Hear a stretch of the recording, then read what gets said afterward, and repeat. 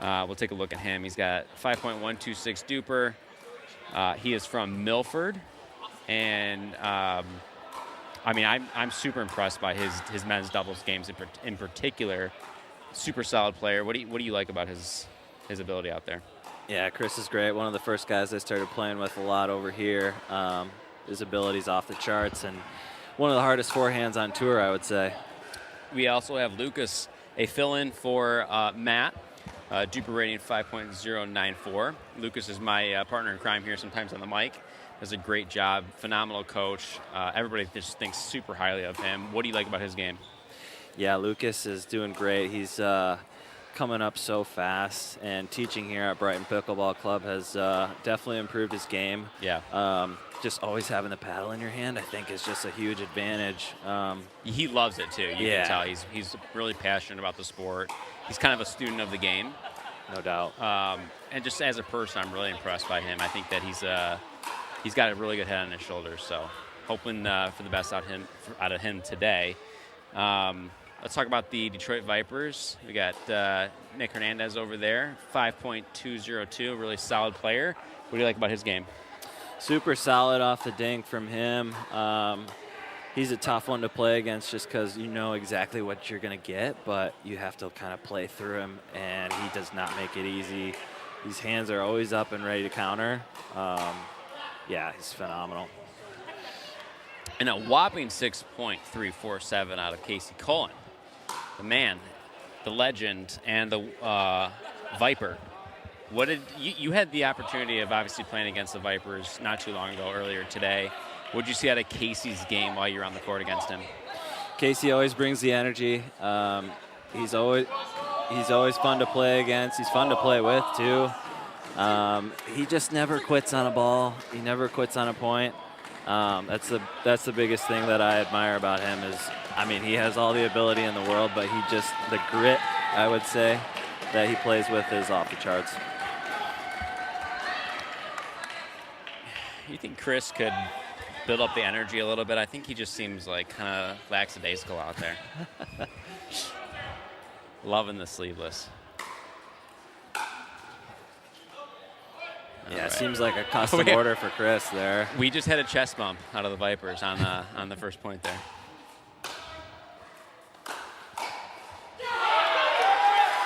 Chris says, no more chest bumping on my account. Yeah, the biceps are out flying for Chris. Oh, yeah.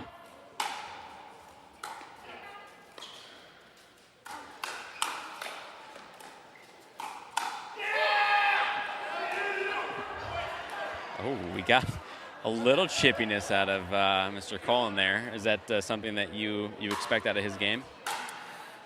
Definitely expect that out of this match.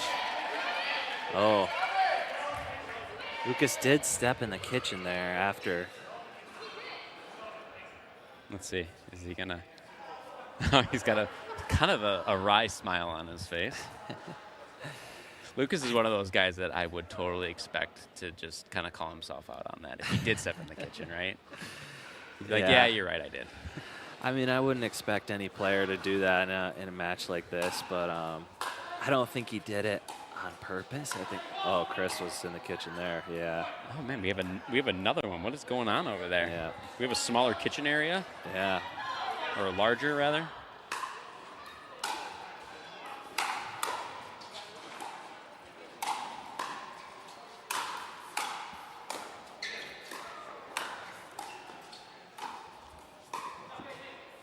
Lucas taking up court on the right side. I love it. Those long arms. Yeah.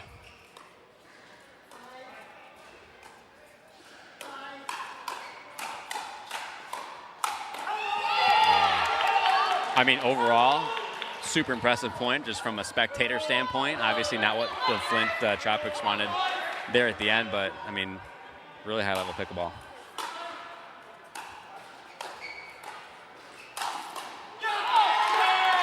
Good aggression, good power by Lucas. Great point there. Yeah, for the Tropics, I think you want to avoid actually getting into a ton of hands battles when you're off the kitchen line with Casey. Is he got quick hands? Yeah, I think a high serve there. Ooh.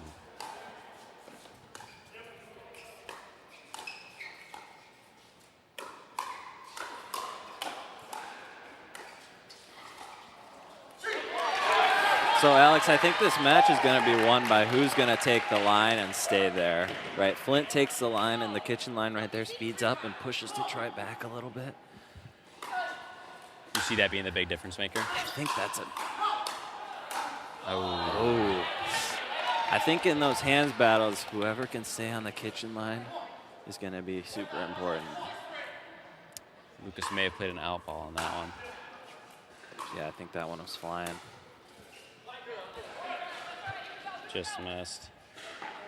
All right, we got a 4-point lead here rather quickly.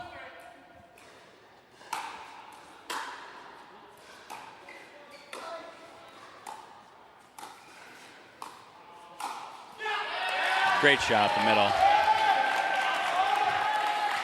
Lucas, go ahead. I was just going to say, Lucas and Chris definitely have the crowd support here. Oh, yeah. Lucas has probably quite a few students in the crowd today.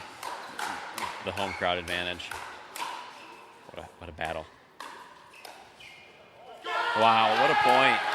Great job by Chris staying in that. Yep. And he's pumped up. He is fired up. Oh, yeah, rallying the crowd, engaging.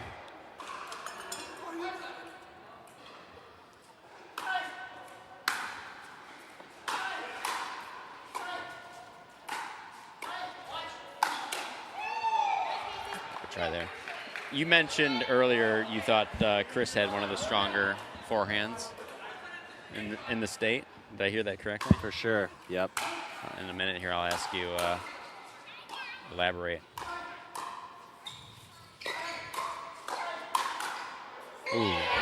I don't love that speed up from way back there, but I think was that just too aggressive? Yeah, probably just too far off the line, I think. But his serve and forehand from the baseline, definitely one of the hardest in Michigan, for sure.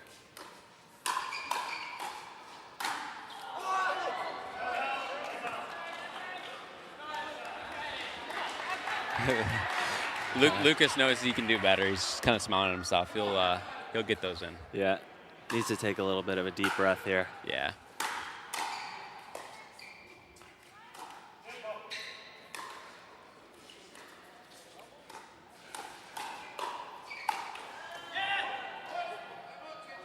All right, we have an end change here at 11-5.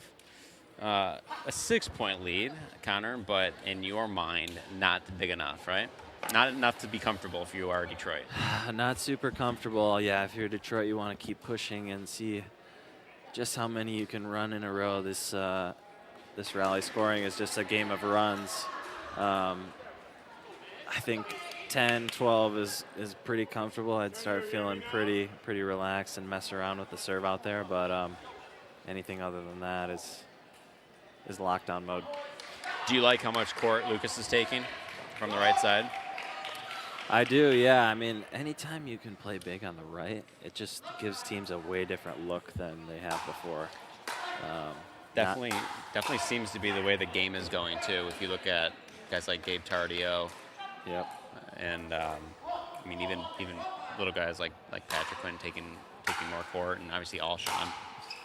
Wow, what a shot! 13-5. What a ball there. Yeah, those guys that you mentioned, they take so much in the middle, and it takes so much pressure off their partner on the left. Gone are the days of Ben and Cullen where Ben's playing, Ben and Cullen Johns, where Ben's playing 60, 70% of the court. Right. It just is not going to fly anymore. And the Vipers got it right back. They're pointing at their ear. They want to know where the crowd is at. Apparently they're in Flint, because that's typically the response that we're getting from the crowd is more on the Tropics side of things. Nice pull there from Lucas. Definitely good look there by Lucas. You can just see how long his arms are with that snap. Yeah.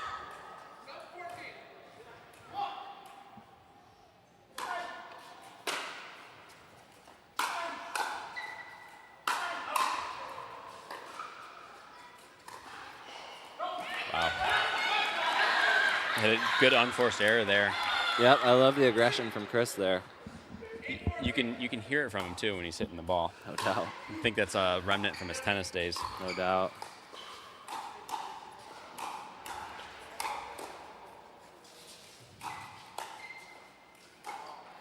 Oh! Luke wants that one back. Speaking of the tennis days, Chris has a good tennis background. I believe he played at Michigan State. He did, yeah. He's a great tennis player. I've only got to play with him once, actually. We just been playing pickleball. Also a pop tennis legend of the game, which is a little bit different than tennis and pickleball, but he was super into that and brought that game to Michigan as well. Wow, that was a very tricky shot there up the middle. See what happened here. Yeah, just disguised it well. Yeah, nobody home there for Flint. A really nice disguise there. I thought Casey was going to dink that cross court, and I think Chris did too.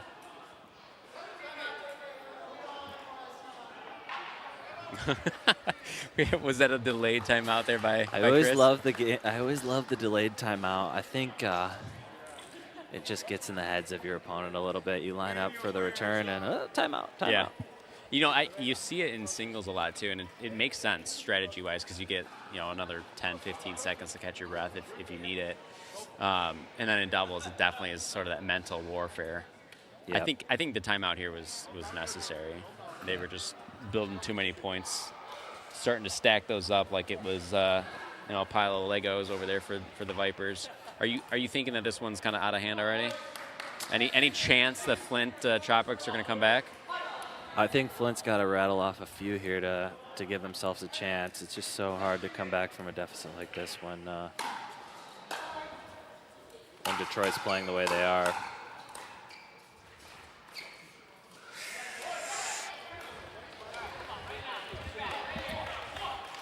Chris had too much time to think on that. Yep.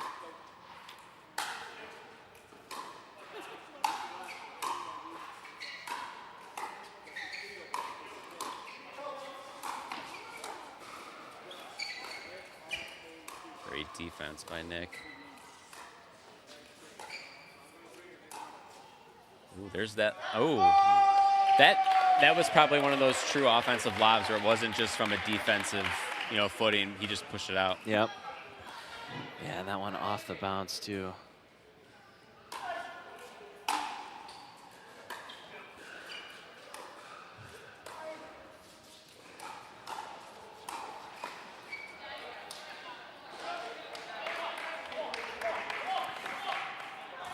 I'd like to see Flint have their hands up and ready and step into one of those balls instead of trying to block them back. You think they're just too defensive right now? A little bit. Show me a little bit more offense. Like that. There we go. All right, we got a 9-point lead here. They definitely need to put up some points to get a little bit of momentum, and then hopefully rely on that freeze. All right. Nice drop there from Lucas. That's a good start. You can see Chris trying to keep the energy going with Lucas.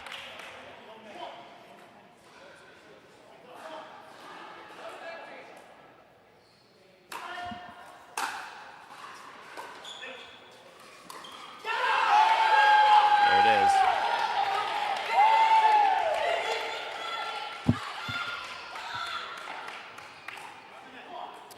Now, if you're Detroit, I like a big return here. Oh, looked like he was going for exactly what you said, just push it a little bit wide. Yeah. I mean, they've knocked down what was essentially, I think, a 10 or 11-point lead to 6. That's huge. It just happens that fast. Especially with the freeze coming up. I mean, what do you think the Flint Tropics need to do to keep this going and avoid this timeout becoming the end of their momentum? I think they need to keep making balls. It sounds simple, but their drops have been going in, so I like dropping and rushing a lot from them right now as a strategy. I think serving big is an important part of their game too.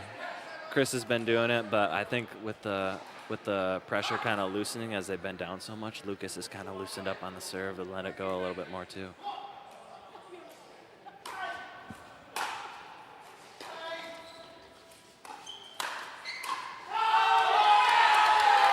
That's the type of swing that if you're the Tropics, you want to see instead of blocking that back. Yeah, that was definitely aggressive. Had some help from the net, too.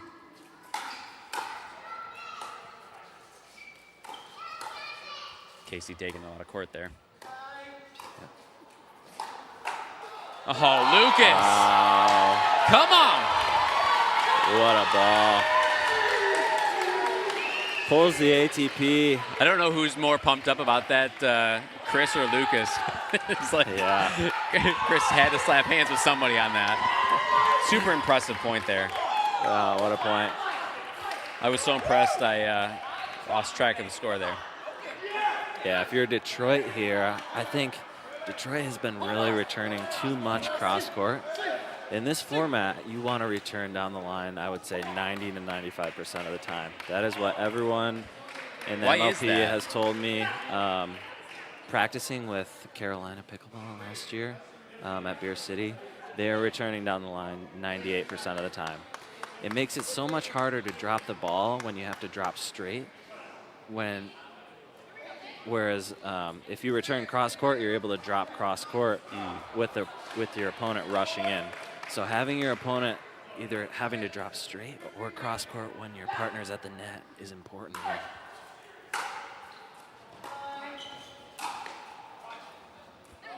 Nice pull there from Casey.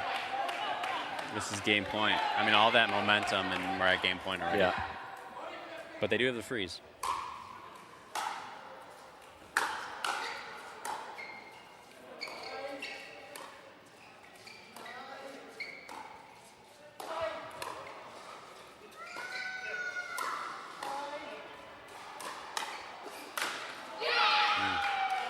Too much by the Vipers. That's going to do it. Angled off really nicely. Great comeback from the Tropics. Yeah, that'll help the energy and mixed a little bit. Yeah, no, definitely. I mean, I think they were down big, and the ability to rack up some points there at the end and make it what felt to be kind of a closer match. You can feel their momentum and their energy building there at the end. Yep, no doubt.